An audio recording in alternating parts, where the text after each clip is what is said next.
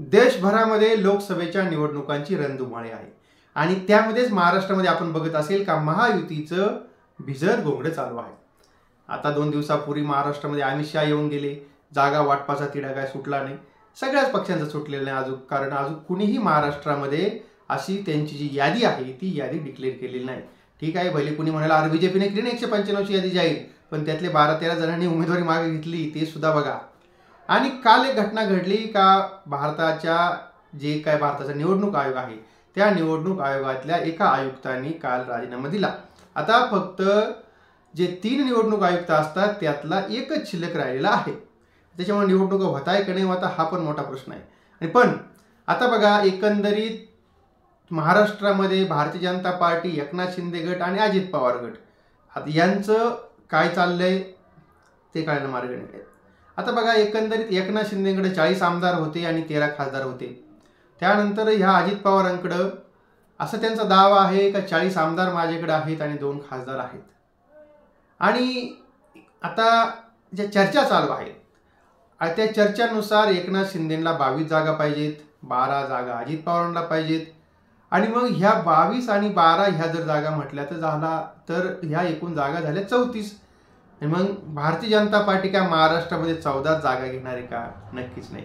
भारतीय जनता पार्टीने तर नारा दिलाय का महाराष्ट्रामध्ये 45च्या वरती जागा आम्हाला आणायच्या, त्यांच्या 45 काय 50 पण जागा येतील असं आपण म्हणायला हरकत नाही, येऊ पण शकतं त्यांच्या 50 जागा, कारण काय भारतीय जनता पार्टी म्हटल्यानंतर मोदी हे तो मुमकिन आहे, काही पण करू शकतात।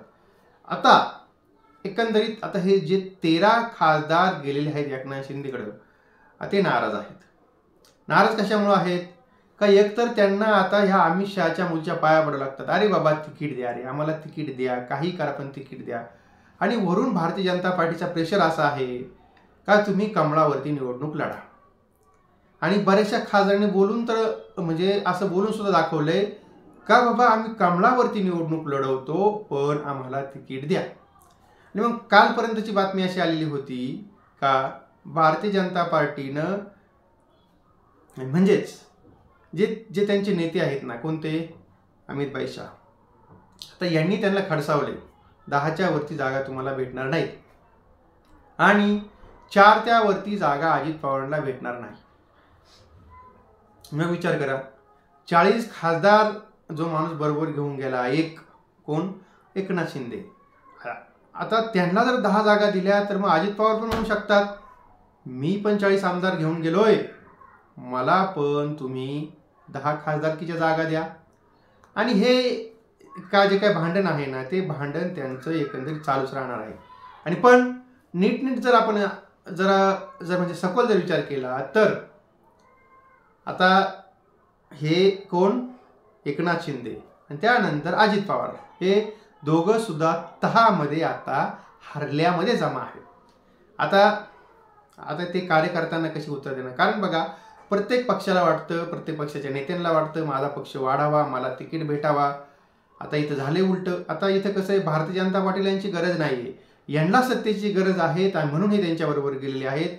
म्हणून भारतीय जनता पार्टी जेवढ्या जागा देतील त्या जागेवरती यांना लढावं लागणार आहे, काही न बोलता। आणि जे काय अमित शहा आणि मोदी सांगतील हे त्यांना निमूटपणे ऐकावं लागेल। पण आतापर्यंतचं चित्र तर असं आहे का बाबा नरेंद्र मोदींनी आणि अमित शहानी ह्या दोघांची म्हणजे कोणाची का एकनाथ शिंदेची 10 जागावरती बोलवण केली आहे आणि अजित पवारांची 4 जागेवरती बोलवण केलेली आहे।